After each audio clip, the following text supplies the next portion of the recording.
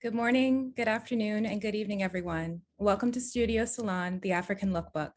My name is Dawn Huff, and I'm Director of Public Programs and Community Engagement at the Studio Museum. On behalf of the museum, we'd like to welcome you so much for tuning in as the world continues to open up, the weather warms up, in the Northern Hemisphere at least, and on a weekend nonetheless, which have become more and more precious. Today's program, inspired by the recent publication, The African Lookbook by Catherine McKinley, brings Catherine in conversation with a rich cohort of African and African-American creatives to explore self-fashioning, considering it as acts of resiliency, care, and community building through its manifestation with technological tools like the camera and the sewing machine, or using it as a means of reclamation of the collective archive, as well as for personal histories and narratives. And lastly, this program was first being developed in the winter months, and was rooted in a desire and craving for physical touch and connection, as so much of our existence has been within a distant rectangular frame. For those interested, the publication is available for sale on Studio Museum's online store. Before I make introductions, some housekeeping. We are so grateful to the Helen Frankenthaler Foundation's Frankenthaler Digital Initiative, the Open Society Foundations and Art Bridges for their support to make digital programs like this one possible, as well as Citi, the Stavros Niarchos Foundation, and Rockefeller Brothers Fund for their support of In Harlem public programming. This program is being recorded. If you'd like to disable your video, please click Stop Video in the lower left-hand corner of the screen. Closed captioning, generously provided by Steno Captions, is available by selecting the CC icon, also located at the bottom of the screen. Please keep your microphone off for the conversation. If you have questions, comments, reactions, we encourage you to activate the chat with care, compassion, and kindness. Today's program is composed of two parts, a conversation followed by a workshop. We encourage you to stay for the full program to be maximally fed, engaged, and inspired. After the conversation, we'll have a brief 10-minute break around 1 p.m. and we'll then resume around 1:10 p.m. for the workshop component. Lastly, we encourage you to watch today's program in speaker view by switching your viewing settings in the top right corner. And now I'd like to briefly introduce our conversation participants, starting with our moderator. Full bios can be found on the event page. Dr. Tanisha C. Ford is a writer, researcher, and cultural critic working at the intersection of politics and culture. She's the author of the book Dressed in Dreams, A Black Girl's Love Letter to the Power of Fashion, among others. Keyezua is an Angolan-born artist focused on individual stories depicted in media, ranging from movies to paintings and sculptures, with a particular emphasis on photography. Keyezua explores the African Renaissance as a contemporary storyteller, focusing on issues related to the feminine condition. Fatima Tuger was born in Nigeria and raised there and in the United Kingdom. Living and working in the US since the late 1980s, Tuggar uses technology as both medium and subject to serve as metaphors for power dynamics, commenting on how media and technology diversely impact local and global realities. And finally, our author, Catherine McKinley, is a curator and writer whose books include the critically acclaimed Indigo and the Book of Sarahs. The McKinley collection, featured in the African Lookbook, A Visual History of 100 Years of African Women, is a personal archive representing African photography from 1870 to the present. And with that, Catherine, I pass it along to you to start us off with a brief reading from the book, and then Dr. Ford will guide us through. Enjoy. First, thank you and Cheyenne and the rest of the team for having me and for putting so much hard work into the event today. And Studio Museum's been a big part of my formation. It's really informed all the work that I've done since college, really. So it's a pleasure. I'm going to read a little bit from the book just to give you a sense of what it's about and kind of frame for the conversation that we're going to have after. So this is from the preface. For African women across the continent, many of the most powerful but less remarked upon modern legacies were born of the sewing machine and the camera. This may seem like a bit of a wild claim to survey the late 19th and 20th centuries and elevate these two instruments of modernity above the car, above other industry, above medical innovations and the tools of agriculture, above even the machinery of electricity making and all that it powers. But for decades after the fall of colonial regimes, beginning with Ghana's independence in 1957, very few of these other things reached democratically or consistently into most African lives, especially women's. And even now they remain elusive, including consistent power or water, even in the most state-of-the-art corners of the metropolis. whereas the camera and the sewing machine slowly became part of the quotidian, steadfast instruments that offered a powerful means to author one's own life. The African Lookbook is a story of two colonial machines and the unquantifiable, mostly hidden history making of the women who were either taken up by these instruments or who took them up, altering, most noticeably, fashion and image, and with them, everything from art to politics, industry, medicine, and the local and world economies. In fact, the very course of the colonial project itself.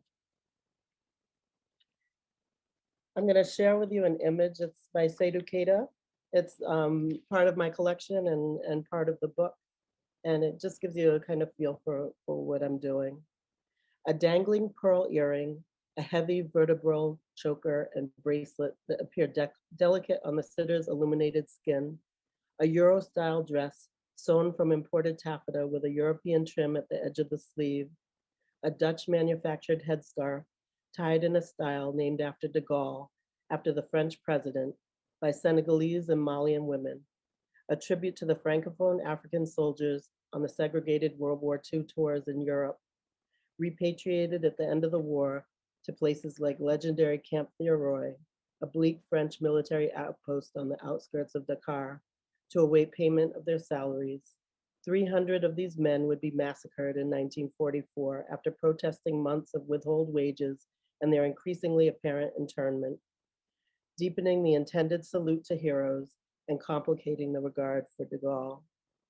In Keita's studio, black and white prints were prominent in the fashions and textiles laid on floors and hung as backdrops. The codes and symbology of the cloths, like the black and white stripes of the sitter's dress, evoke the Quran, the infinity of God. They mimic the architectural designs and complex patterns of the mosque and invoke spiritual measures of beauty, lest one become fixated on the beauty of the earthly sitter. Modernity could live in the eye as much as an imported luxury, and a relaxed pose, a self-possession, and a certain court of the lens. You can bring the next photo. On the eve of independence, foreign aid to Africa included support of infrastructure, like the 1955-56 building of Adomi or Senchi Bridge, the first modern arch suspension steel bridge in West Africa, constructed so that the immensely profitable cocoa harvest could be more easily moved across the Volta River in Ghana to connect with the roads to coastal ports. Pre-colonial modes of hairstyling had been considered pagan or unsophisticated during the later colonial era, and they returned. Changes to the landscape, new architecture, inspired new geometry in these hairstyles. They drew on quote unquote tribal identities and old traditions, but symbolized modernism and national pride. Sections of hair were wound with heavy black Chinese mechanical thread used in ceiling fans so that they extended like cables and radiated like spokes of the sun, or sculpted into styles that riffed on meanings, similar to the naming of wax cloth designs. Senchi Bridge was a threaded mod hairstyle. It was also a name given to a cloth, the wavy pattern a comment on weathering life's changes, like the violent sway of the bridge, or as encouragement for its other interpretation, change your life. Women in neighboring countries, competing fashion centers would answer or name a coveted style with their own, rendering their individual history, a favorite song, a new excitement and optimism, and then someone somewhere else would answer back. Thank you. Catherine, thank you so much for blessing us with your words, and thank you for this book. It's truly a gift, it's truly a gem. I'd also like to say thank you to Dayon and the rest of the staff at Studio Museum for allowing me to moderate what I know will be a rich conversation. Before we get into the conversation, I'd like to turn it over to Fatima, who will also share some opening remarks. So where I'm going to start is with a bit of an acknowledgement of colonial settlers. Given my own history of that, I respectfully acknowledge that I'm speaking to you today from the land of the Osage and the Ka people, past and present, while you're on the home of the Lenape and Winnipeg. I don't know if everybody is in New York, but this is probably where the Studio Museum is, past and present. Please accept this as a gesture of my respect and commitment to a better partnership of the stewardship of the lands.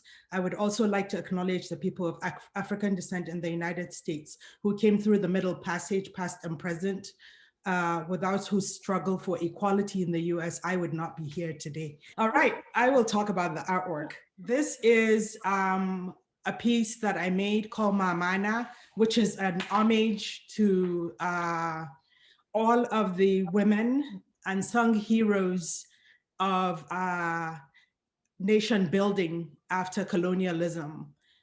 There was a lot of women who in the 1960s created organizations that dealt with all kinds of issues that were similar to the Black Panthers in the United States, which is food, health and family planning, education, orphanages, and they had multiple support programs. And so this is an homage to them. The specific artwork is composed of the specific community that I grew up in. And my mom was part of the organization called Jamaiya Matang Arewa, which is Women of the North, is what it's called. And it was started in May of 1963. And so that's where I am sourcing the images from. On the top, the way the artwork works is you walk into it, you get up front, and then a light comes on, and the music, which you will hear after I finish talking, comes on, and then you see these tin plates above, and the tin plates are usually collected, and then using Adobe Clay, people attach them to walls. And when that's sort of how your home is decorated after you get married. And then they're sort of a source of income. I think people are more familiar with sort of fund pooling, the African fund pooling, which locally where I come from, it was called Adache. And then there's, or in the Caribbean, Black women also did the same thing. It's called SUS. And this is another sort of system that's similar to Adache or SUS, where the plates can be taken down if a child is sick and you need medical care, or you need it for, or maybe there's a drought and your farm doesn't do well. So they're a kind of investment that you live with and inherit and also pass on. And then below is a little tin suitcase. Oh, I should say those are enamel plates that replace sort of calabashes and woven raffia decorative pieces, you know, with the introduction in the 1950s of enamel ware from the US and beyond, other European countries that learned and adopted the process in the United States from the, you know, because I think that started in the US, it's about 1870 that enamel ware came about. Anyway, so what I was interested in, you know, congratulations, Catherine. What I was interested in doing and why I selected this work is I was interested in showing another sort of side of photography, which has to do with more sort of Pan-African approach or local political organizing and movements. And so on the very top, the image that you see, that would be the group. And part of what they're doing is they did things like wear trousers or fold their wrappers in half to make them into minis. And they did stuff like ride motorcycles along with all the sort of community engaged work that they're doing, and cars, with the intent that the next generation of women, my generation, would not be ridiculed or even experience the kind of violence that they were experiencing for doing all of this stuff, whether it's the way they dressed or whether it was the way that they chose to operate machinery, which was not ladylike, apparently. The other thing to note is that there is a whole history of photography that's explored historically in Africa that has to do with studio photography. But in this context is some of the photographs, I think I'm looking at them right now, other than the second to the last one on the bottom with the man in white in the middle, the rest of them are all done in people's homes, gardens, and the like. So there's another tradition of also photography that I wanted to highlight and call attention to. And then the piece, the audio component comes from the music of Altine Jubo, who is apparently no longer alive. And basically is a song called Mamana, which means my mother. And she talks about how much her mother has suffered and how resilient she is and how she cares for her mom. Okay.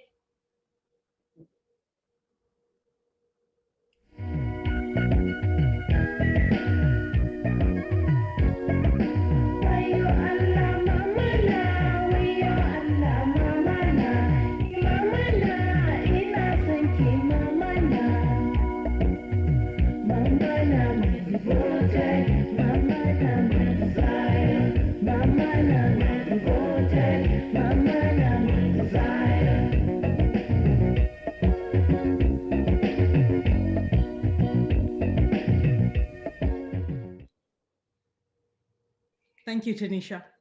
Thank you, Fatima. And thank you for that note about how they would tie the skirts to make the wraps to make the minis. That's really fascinating. Now I'd like to turn it over to Keyezua. Keyezua, can you please share some opening remarks with us? Hello, everyone. Thank you so much for this invitation. It's amazing to be doing this with Fatima, Catherine, Diane. Thank you so much for this invitation. So I grew up in a household where we spoke Portuguese or Lingala because my parents were refugees in Congo. And when I started to study in the Netherlands, I noticed that I had a lot of difficulties in actually expressing myself, in expressing my emotions and my fear as a Black girl, because there was a lack of empowerment in the media. And I searched for myself. I searched for images that could empower me. And it was very difficult to easily find an image of a Black woman when I would do a Google search that would make me feel empowered as a girl that was born in Africa. And I had a lot of difficulties. I can say that it has also a mental health consequence to not find yourself when you look for yourself and you are studying in Europe and you arrive as an immigrant. So when I started to do the art academy, I wanted to create images that could communicate to others, because if you don't speak the language, sometimes it's very difficult to understand what the other person is feeling. So in my images, I always try to exhibit emotions and to actually create a story that can empower women that are placed in the same position as me, that need empowerment. And I think that the Black body itself, if we need to talk about it, it's time for us to do it. It's time for us to write about the Black woman, to reinvent the Black woman, and to empower the Black woman. And in Afrocentric Face On, this was produced in Angola, I create a woman that is actually, first, she is manipulated by the media and insecure, which is actually a mural that is exhibiting my own fears, where your nose shape, your lip shape are what defines you and what defines your beauty. So if I read back, it started with that the influence is noticeable in the choices that some women have with their beauty standards, and that although we managed to create hair revolution, we still have to cope with aggressive propaganda, and non-Caucasian women face daily from newspapers and magazines. And it reminds us that if it's not Eurocentric, it's not considered beautiful. So I wanted to vandalize the images of well-known women, and that's based on an article where they mentioned Kim Kardashian and other popular girls, white women, as the most beautiful of the world. So I wanted to actually unfold their beauty, and to say that we want to reinvent the Black woman, and the digital colonialism where you are manipulated by your Google search, because we are living in such a digital times, is that if we have the knowledge, if we have these types of conversations, we can build a library for the future generation to look back at it and feel actually proud of their futures. So that was the start of Afrocentric Face On. We can move to the other one. So in Royal Generation, this I also produced in Angola. And when I arrived in Angola, what I noticed is that we are still using the fabric which is produced in the Netherlands, Flisco, and which is not being produced in Angola at the moment because we are not producing our own fabric. We take over whatever is sold to us and whatever some companies label as the new African. And this I wanted to present to the new generation, because before, a very long time ago, we were using actually the skin of the trees to create a fabric and to do also prints, more natural prints. So in Royal Generation, I wanted to celebrate a black empresses that brings the old fashion back, that brings the old ways back. So because sometimes when we want to talk about fashion, it's important to look at what our ancestors were wearing, what was their ritual as a woman, and what was for them fashion before there was colonialism. And this is Royal Generation. Can go to the next one. So The Power of My Hands. This is an installation which is currently being exhibited in Paris. And here I actually worked with a group of women, and we did a lot of rituals about hair care. And we talked a lot about how the hair can tell stories, how a braid is representing actually an identity and the choices that we make as women. And it's a carpet which is full of a mixture of human hair and actually synthetic hair. And we try to create a movement to tell a story that it is about the materials that we use, because I feel that sometimes with the artworks that I choose, I depend a lot on the camera. I depend a lot on materials which I couldn't buy because I was in Angola and there was a crisis. And suddenly, if you want to do photography, it was very expensive to buy the latest cameras. And I wanted to know, what is the power of our hands? What are the rituals that we do with our hands, because we don't have the capability of buying a camera or other expensive materials? What can we create? And that's when we started to braid. For at least 260 days we braided, because the braids are very thin. And then we made this artwork to actually remind people that even if you don't have the medium that you are looking for, if you don't have the latest camera, if you don't have the book that can actually give you the education that you need, emotions don't need don't need a language. It's all about the movement that you find in the artwork and in the photography, and that you hope that when others see it, that they can find themselves in it, and that it empowers them, and that it makes them feel proud of what is 100% created in their country without any influence of materials which are coming from Europe or any other country. So yeah, that was the selection of artworks that I wanted to share with you. And it was photography and also installation, because I am continuing to explore art by trying several mediums to try to create a language which it's easier for people to understand those emotions, the fear, the anger that I have. Because the first fear that I had when I was 16, it was, I told my mom, I don't speak English well. I don't know if they will understand me then if I want to do something. And through photography and art, it was so easy to communicate to people around the world without having this fear of not speaking well, not having the proper education, to say that you have the degree to talk about certain topics. So I work a lot with emotions. I work a lot with my fears to create artworks.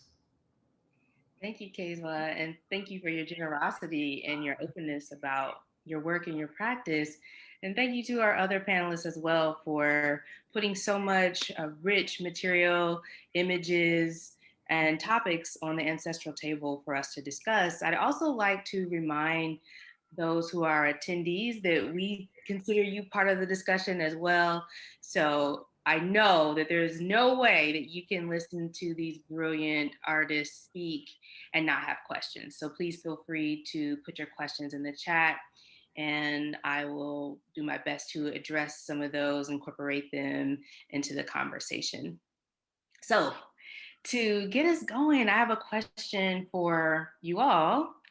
And that is, I'd like us to dig a little bit into our memories. And I want to know, what is your earliest memory of posing for a photograph?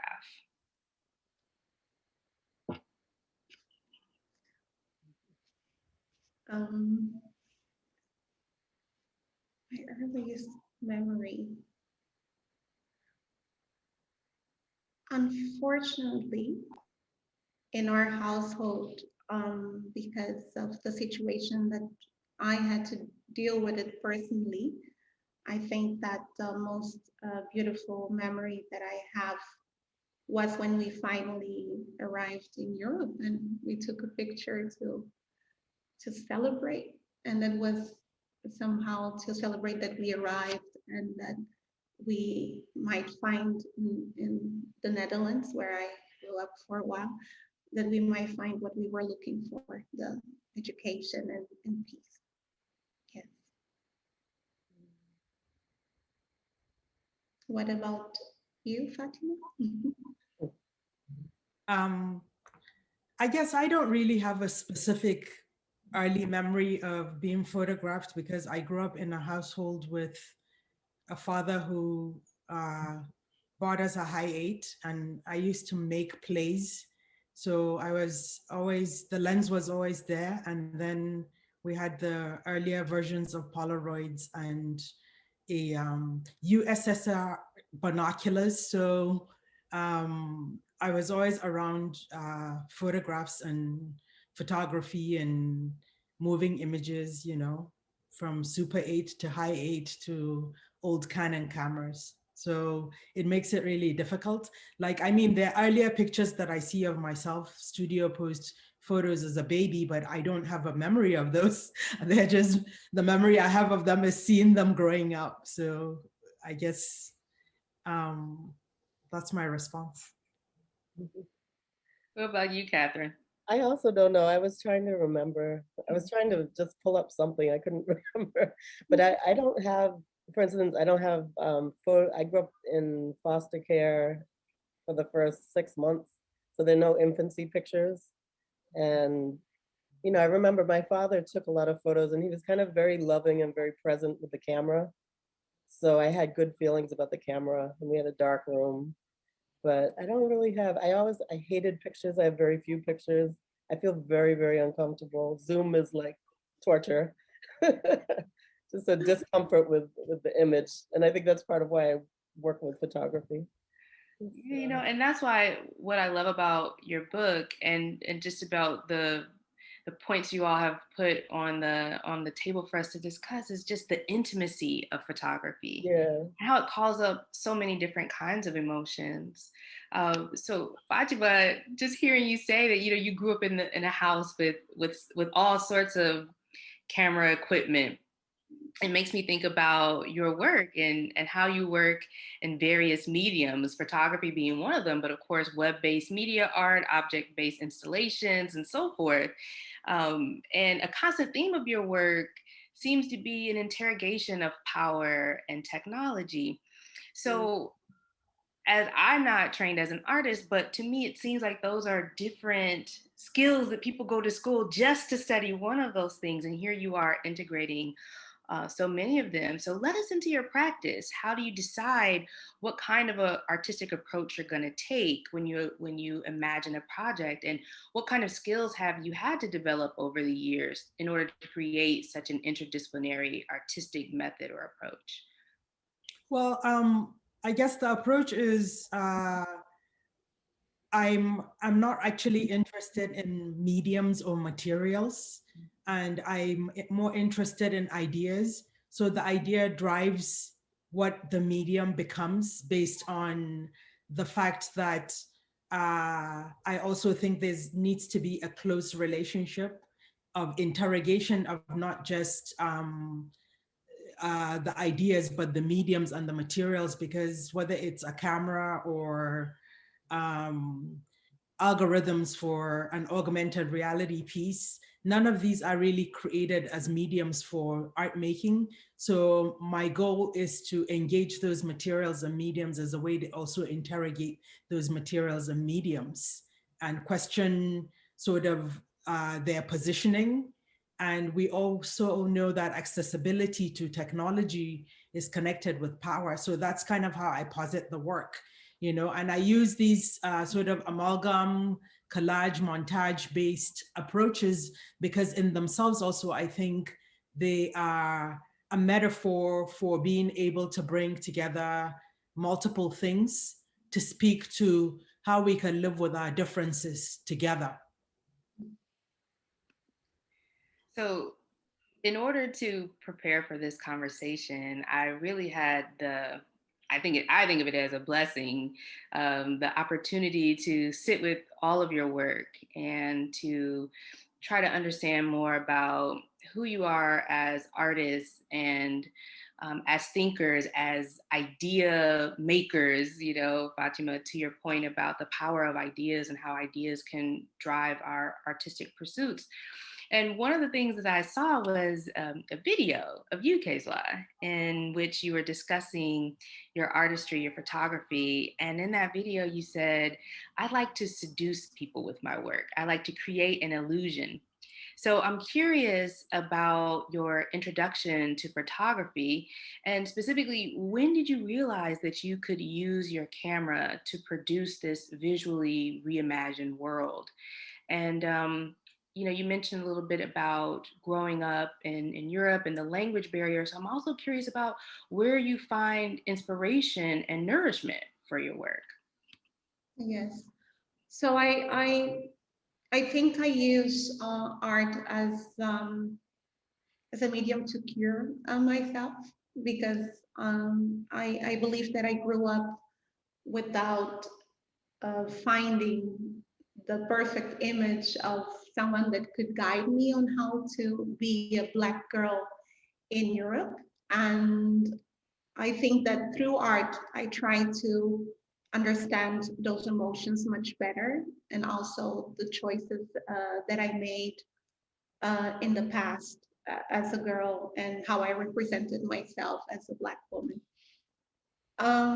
When I talk about seducing is that I don't want things to be obvious. I don't want pain to be portrayed as pain.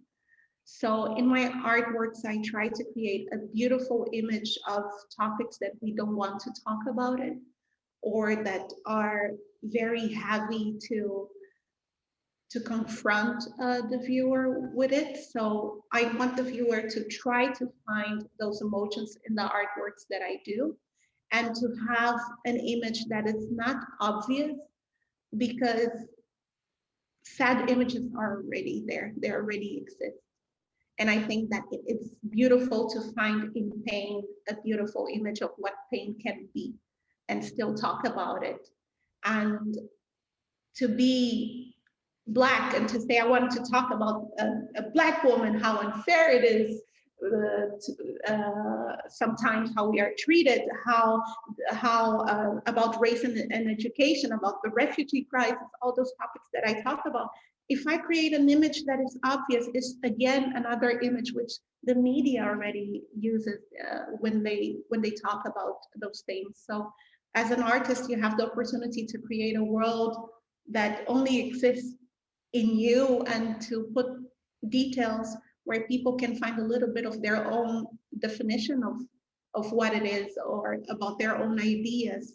And when I started to do photography, it was accidentally, definitely, because I used to use the pictures that my parents had, and because they were refugees, of course, we are talking about 10 pictures.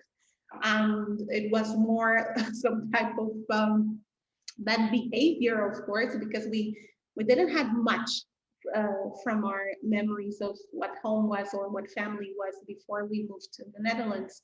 So then I found art, and I explored, of course, sculptures and photography. And with photography, it made it easier because I think that it was the medium that is much, it has a way of communicating to people that is easier for a group of people with different backgrounds to talk about those things. It's easier for you to portray pain. It's easier for an artist to tell a story through photography, and that's why I chose for photography. But I try to not be dependent on it, because when I started to think like people that have a better education, that have the money to buy the latest cameras, I stopped. I couldn't work anymore, because I thought, if I don't have the latest camera, then I can't produce. I can't have this high quality image. And it's not about that. It's about your first idea, which is, I want to create, and I will create with what I have, even if I need to use my hands, even if I need to use old pictures. I just want to create, and I try to not depend on my camera, and I try to use the camera that I have to tell my stories without the fear of not being accepted in countries where they use the latest materials to produce. So it's all about the power of my hand. Okay, so I really appreciate what you said about the emotions we feel when we look at images, and whether those images are stereotypical images of African women and women of African descent, or if they are images that show us as regal, or show us as exactly who we are in our everyday lives. And I think that's one of the things I love most about flipping through the pages of the African Lookbook, Catherine. It felt like a love letter to us. Like I just felt so seen in the pages, you know. And I know that you very consciously elected to avoid publishing a book of images of African women that reproduce a Western colonial anthropological gaze, the gaze that many of us, at least in the United States, grew up seeing regularly as a representation of African womanhood. But beyond that, as I looked through the book, I realized that you were giving us a way to think about how African women are image makers.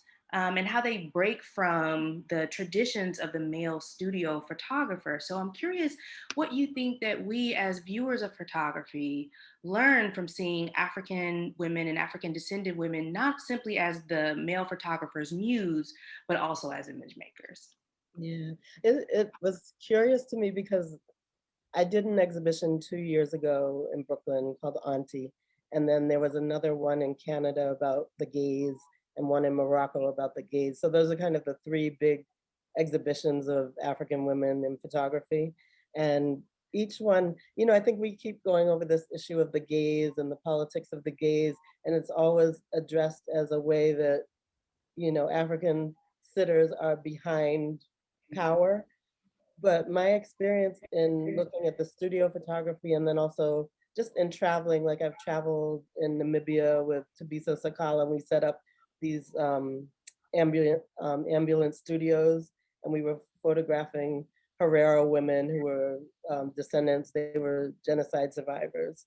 And I kept thinking about how every time they would encounter the lens, they would come and sit down in the little tent we made, or the outside studio. It's like they devoured the camera. They devoured it. And there were obvious power issues. Tabisa's a man, he's South African. We were in a very rural, kind of remote part of Namibia, and I'm Western. And so but I kept thinking, like, they're devouring us. The camera is there for, they're not there for the camera's there for them. And you see that again and again and again in West Africa. And I said, okay, so how do we really re-examine this whole relationship? Not to say that that issue of violence, et cetera, is not real, but what's the other side of those kinds of relationships? And then also looking at, we don't have records of African women photographers really, until the 80s, 90s. That's the first time you're seeing real, like, critical mass of photographers. And then photographers like my friends here are completely spinning and changing the narrative with the work that they do. So I was fascinated by that. And I just wanted to look in a new way at all of this. And I feel like, so there's like remedial work that we need to do, because yes, we don't know who the first African women photographers really are, although there's a hint of somebody in 1914 and 1930, and then we claim Felicia Aban is the first, but she's not the first. So I wanted to look at that and also look at, like, yeah, there's a gender relationship between African male photographers and female sitters, but again, in most instances, those women are eating the camera, and they're the event. The event is not the what's going on with the man behind the lens, although he has, it's like a real dialectic. And so I wanted to look at that in a new way. And it's part of taking away this narrative of African women as just being, kind of like the beaten, the beaten person of the world. Yeah, and that the energy and your concern with wanting to grapple with the power dynamics definitely comes across in the book, for sure. Yeah. And it's definitely a thing I've been thinking about. Like you said, not only about how we've disrupted the male-centered photographic traditions, but also of the ways that the women sitting for the photographs, I love this language that you use of devouring the camera, right? And part of the way that they do that is by choosing what they're adorned in and how they've styled their hair and how they pose themselves. And so therefore they make themselves part of that image making process. And as you said, they're not just these passive subjects. So I can remember being a young girl and just studying what I would consider the everyday artistry of my mother, like how she moved, how she sat, how she ate. And I just wanted to emulate everything about her because she represented power and possibility and future, and so for me, I grew up understanding, even when I didn't have the language to articulate it, that there is power in the Black vernacular. There's power in the quotidian, as you language it, Catherine. So I'd love to hear you all just speak briefly about what self-fashioning means to you, to the elder women in your families, and also for your work.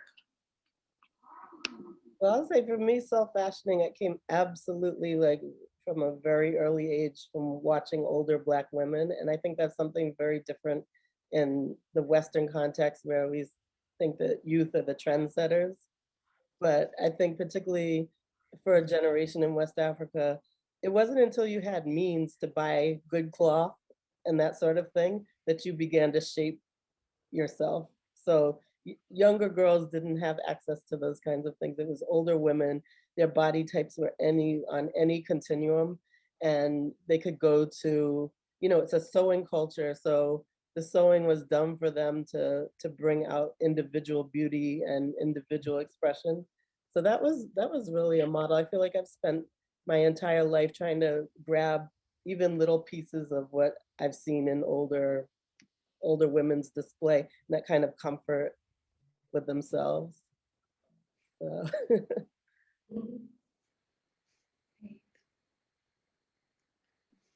Keyezua or Fatima, either of you have any thoughts about this notion of self-fashioning?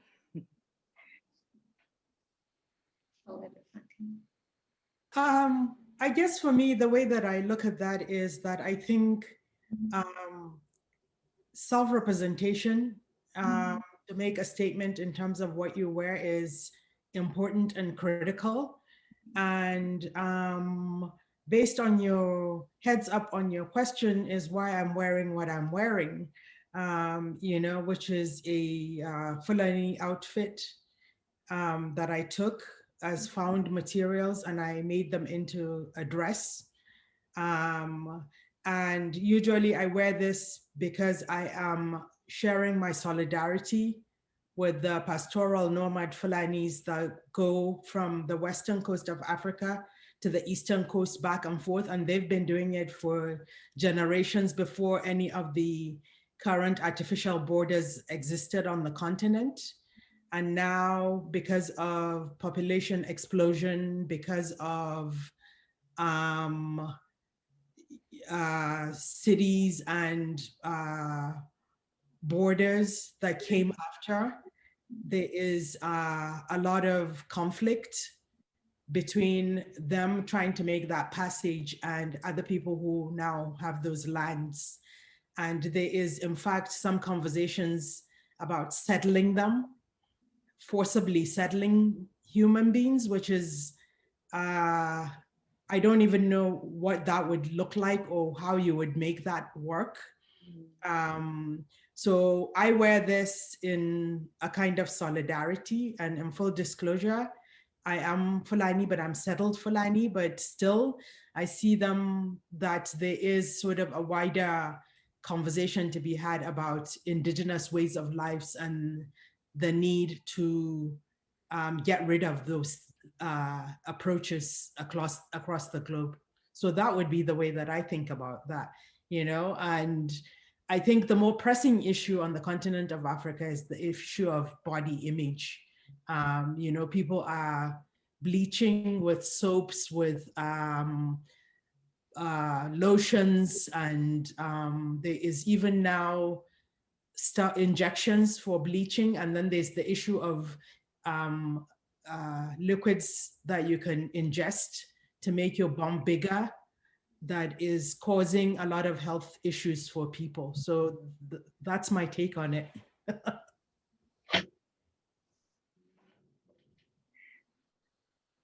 So, I didn't, Keyezua, did you have anything that you want to share?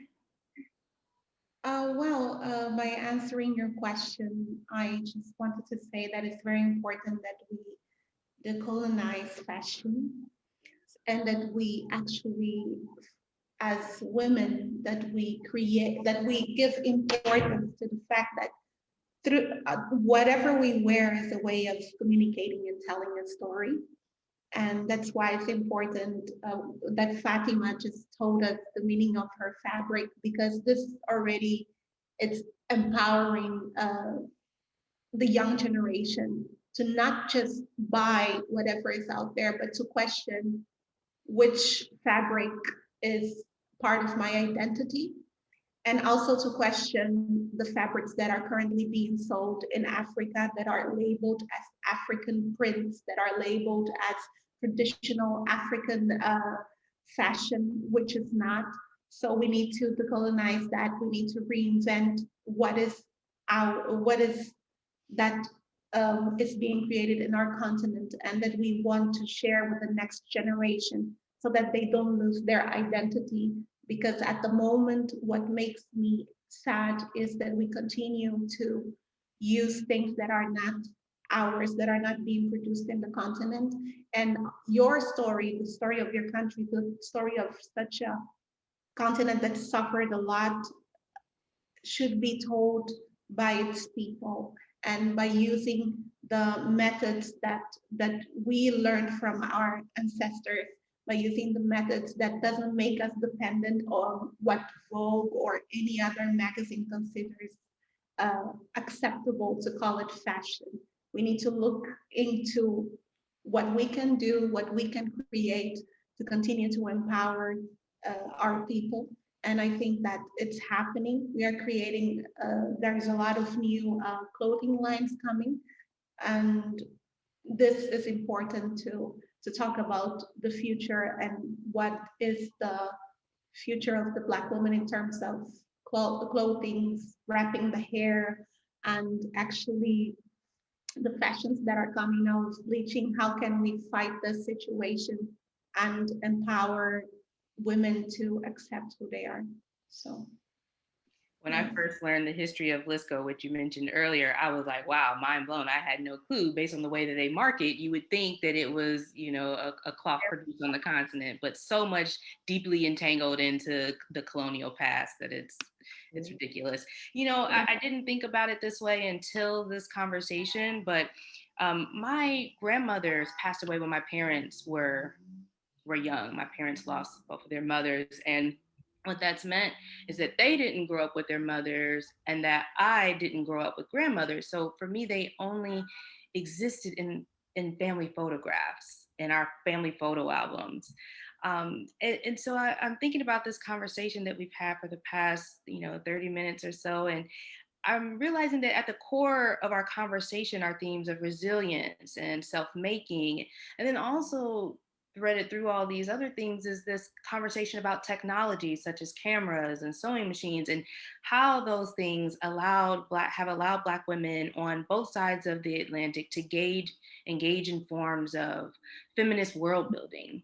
And I'm thinking about the stakes of their labor and the stakes of your labor too, as producers, as cultural producers, as creatives, as artists, and that those labors are so real.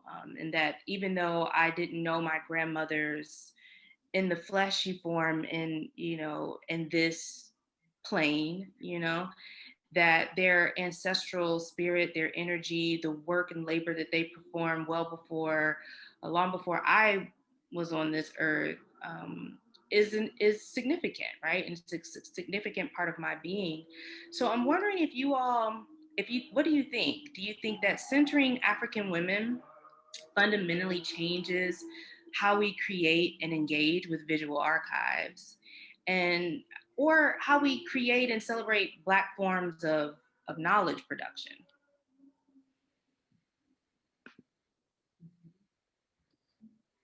Well, I would say as a keeper of a African women's archive, I would say that it's fundamental. And almost, I feel like we need to be almost remedial in the way, I may have said this earlier, in the way that we explore that history.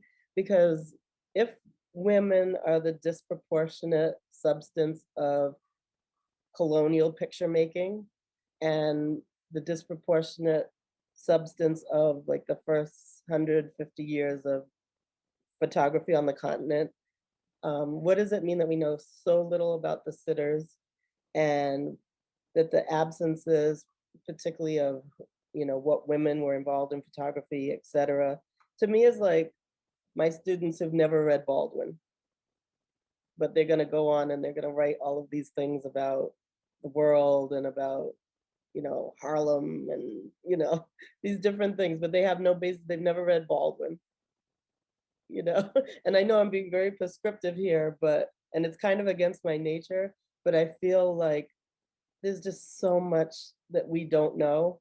and yet we're theorizing and creating and setting policy and, you know, doing these things that have huge ramifications for people without a kind of base knowledge of anything. I mean, for me, I had to undo the entire education vis-a-vis National Geographic and also Ebony and Jet magazines, because the Ebony and Jet images were so over the top mythology making, and, you know, they had nothing to do with anything. And it set me off into a kind of fantasy. So I feel like there's a lot that needs to be unpacked. And I think it's really important to kind of honor and redo and look carefully at the base of something before. You know, I feel like we do too much without studying. And I know I sound like an old lady, but I keep looking at these different curatorial projects, photographers' work, etc. And I just feel like this is great, but when do you study? You're an influencer, but when do you study? You know, where is that very deep, you know, work that you do alone at midnight? It's not about anything else but examining something. So that's my feeling about it. Any other thoughts about archiving, about, you know, we talked about decolonizing the fashion space. What about decolonizing the archive? You know, the archive needs to be decolonized all the way. But the wonderful thing is that there are so many archives now. Like, since I brought mine into a public space, there's so many archives, African archives, even on Instagram. Some are very serious, some are just, you know, someone's 10 photos of their family or something. But it's really, it's amazing. It's amazing to me how much is out there, and how, just like what I thought I knew, even after carefully studying 150 years of photography on the continent, then people bring out something else from some corner, and you realize that, like, there's this whole other world of images and this whole other perspective, and that just has to multiply. You take each person on the continent and imagine that they have at least 10 family photos, and we're just inside of a universe we can't even imagine. I'm going to go to your Instagram and follow some of the people you're following. Yes, So I follow all of them, and it's remarkable. You know, it's such and such women's association in some place you don't expect it, or, you know, some just really wonderful things. And the idea that people have that imagination to say, I'm calling this an archive, and I'm putting it in a public realm. I'm putting it on the stage to interact with it is wonderful. yeah.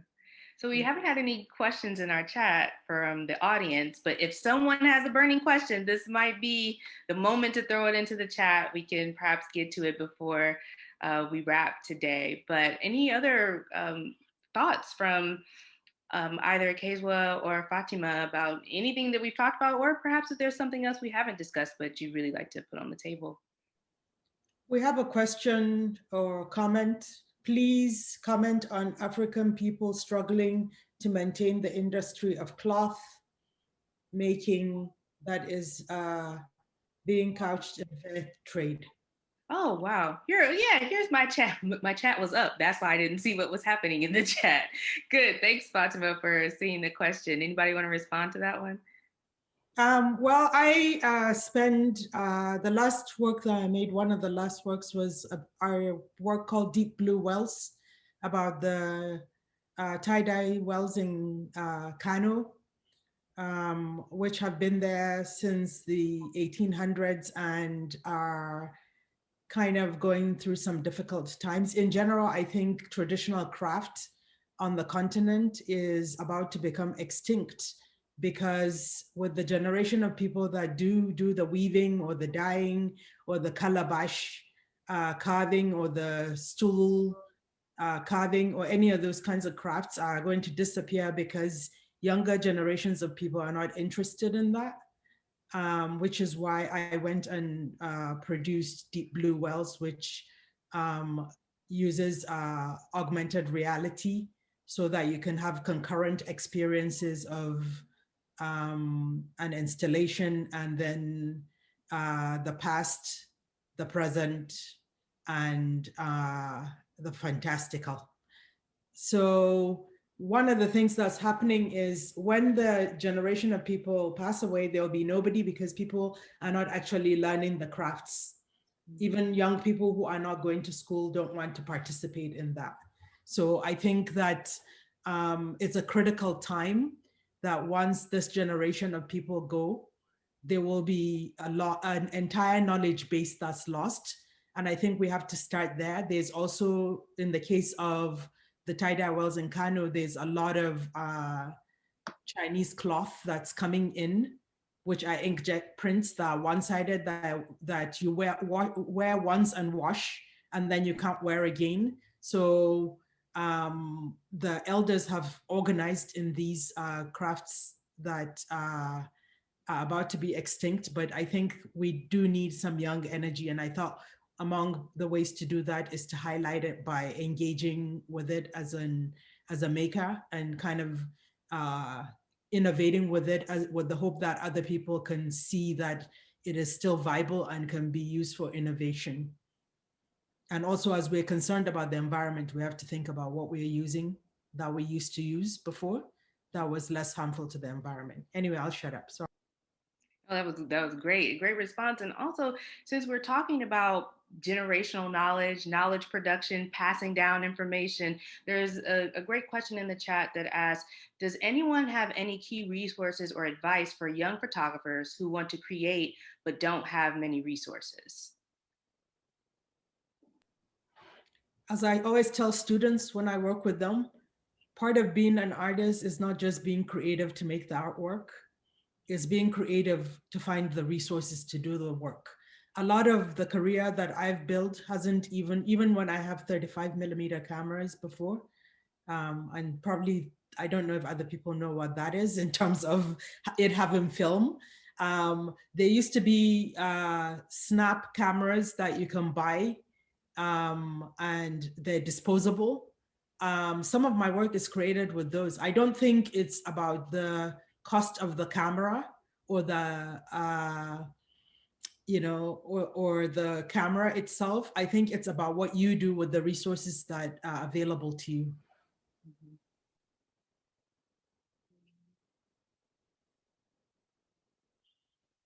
Keyezua, do you have any thoughts on that? Yes, definitely. As I said before, I think that it's important to work with what you have and not to try to find ways to create the perfect image, because based on what you see, you would think you need a certain camera to achieve a certain quality. But I think that as a photographer, it's not just what Fatima said, it's not about the camera, it's about what you have and what you can do with what you have. I think that in my latest work that I am exhibiting in Amsterdam in Gallery Bart, I'm using a very old Nokia to actually record someone dancing. It was an example that I wanted to use, because sometimes when you study photography in an academy, it's so much about you need to have this camera to be considered a good photographer, or to be considered someone that is doing a great job. It's not about that. It's about just taking what you have and to actually explore and be creative about it, so that you can even reinvent a way of making pictures. Don't let your lack of materials stop your creative process, I would say. And especially for countries in Africa where there is so much creativity, and often people don't have the possibility of buying the latest camera. There, it's not about the latest cameras, it's about, do you have a phone? Let's make it work. Let's be creative. And this is the energy that we need, because even if we want to tell our stories, if we want to educate the future generation about the importance of the old practices in creating fabric, or in even creating new images, it should be about making it work with what the continent or what you at the moment have to make it work. So that's my advice to the person. For sure. And listen, oh, Fatima, were you going to say something? I was just going to quickly say also, like, if you already have a phone, you have a camera in the current context that we live in. So that should be a good place to start. Another thing to think about is also, if you think about some of our older generation of Black people that we look up to, like Usman Sambeni coined a term called Megotaj, right? Which has to do with where I come from, it's locally called making do with what you have. So you say make do. So maybe a way to think about how you can move forward as a creative. So earlier I said, Catherine, that I would follow you on Instagram, but I'm not going to be selfish with that information. I want to let everyone know how you can follow Catherine on Instagram, and that is at _African_lookbook. And that's on Instagram. You can not only learn more about the book, about Catherine and other conversations she might be having in the future, but then you can also look at to see who she's following and follow some of those people as well. Yes, I have a lot of designers that I'm following who are actually inventing new, really interesting, beautiful new textiles for their own context and for the world they're selling it. Just brilliant, brilliant, brilliant, brilliant. So, well, at this time, I want to say thank you to each and every one of you, Keyezua, Catherine, Fatima, for your generosity in this conversation. I learned so much just preparing for it, and then today also not only learned so much, but really felt your spirits and appreciated, especially at this time of the semester when we're all just kind of worn down, I would say. This was really nourishing. I'm going to, at this time, turn it over to Dayon Huff, who will take us from there. Thank you. Thank you, Dr. Ford. And thank you, all of the panelists, Fatima, Keyezua, Catherine. This has been such a wonderful way to start the weekend and so much to reflect on. And, you know, it's these key ideas of the importance of study, which I think we take for granted, but in this past year, there's been this opportunity for introspection and to really dig deep and to process what has worked, what no longer doesn't work, what we need to take with us and what we need to leave behind. And recognizing those tools do not have to be the most expensive. They do not need to be the latest, but this importance of making do and making it work with what we have and still being able to create these phenomenal objects and materials that build this collective archive. So I thank all of you so much for your brilliance and your time and your care with us.